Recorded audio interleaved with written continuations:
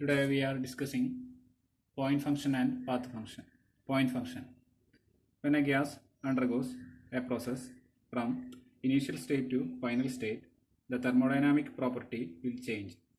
Some of the properties such as pressure, volume and temperature are not dependent on the path followed by the system. It is purely independent of the path followed by a process. These properties are called point function or state function. Example, pressure, volume, temperature. In this figure, properties such as pressure and volume do not depend upon the path A1B and A2B. It requires endpoints only. Therefore, the properties are called point function. Next one is path function. Some properties such as work transfer, heat transfer, etc. are dependent on the path followed by the gas.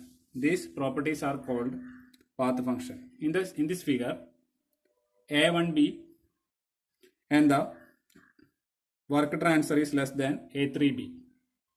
Therefore, it is dependent of the path followed by the gas. Next topic is difference between path function and point function. First, path function. The magnitude depends on the path followed during the process as well as the end states. Example, work, heat. Third one, the total amount of both work and heat transfer is the sum of cyclic integral of the path. Fourth point, it considers the direction of the process. Fifth point, the cyclic integral of the path function is non-zero. Next, point function. They depend on the state only and not on how a system reaches that state. Second point, all properties are point function excluding both work and heat. Third point, the total amount of any point function property is the algebraic sum of the individual property of all process in a cycle. Fourth point, it does not consider the direction of the process. Fifth point, the cyclic integral of a point function is zero. These are the difference between point function and path function. Next topic is concept of continuum. A continuum concept is basically macroscopic approach.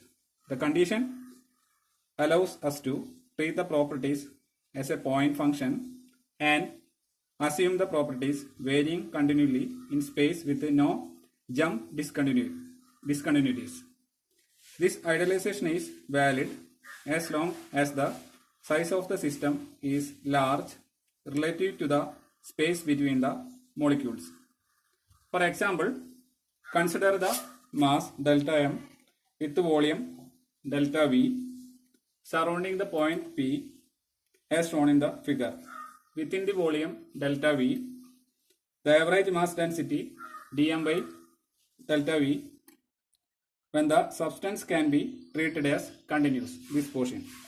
It is possible to speak of the intensive thermodynamic properties at the point P. Delta V becomes very small. Delta M by is plotted in this axis. Delta V1 is in this axis. The average mass density tends to approach equal values as delta V increases. P is equal to limit delta V tends to delta V1 delta M by delta V. This is the equation.